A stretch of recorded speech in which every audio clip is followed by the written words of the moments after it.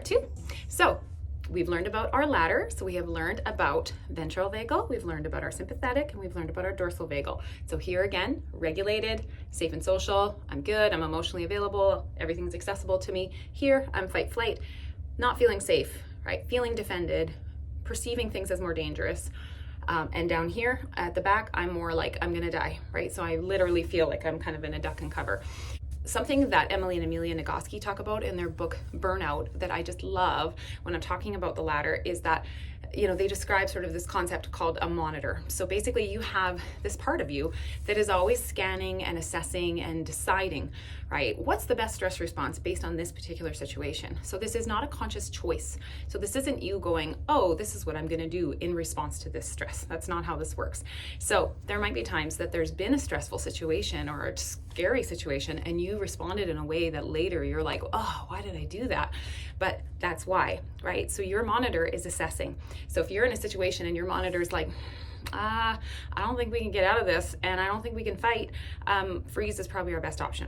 So you might be really frustrated with yourself for having froze, but that might have been the best option given what was going on at the time.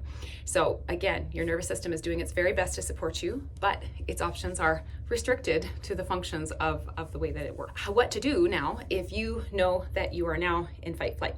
So if you are in fight flight, now you're sliding down that ladder, you're in the middle. This is your sympathetic. So what we need here is we need grounding, right? And we need like containment. We need like a whoo, we need to bring it down.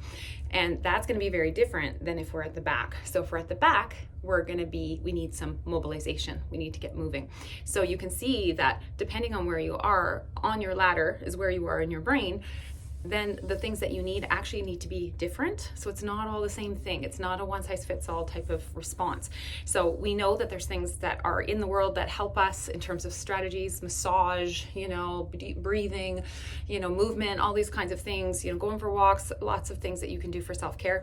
Those things are going to help improve vagal tone anyway, right? But the way that you breathe and the way that you kind of show up for yourself in each of these modes needs to be different. So if you are in fight flight, we need, again, grounding, we need containment, we need to bring it down. So a couple things, focusing on posture, right? So straightening your spine, right? Shoulders down, back, opening up the heart, right? So this is really important.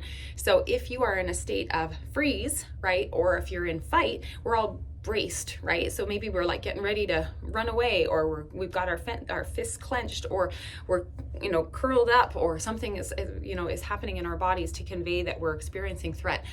So our vagus nerve is sensitive to posture. So straightening that spine, right? Shoulders down and back. Plant your feet, whether you're sitting or standing is fine.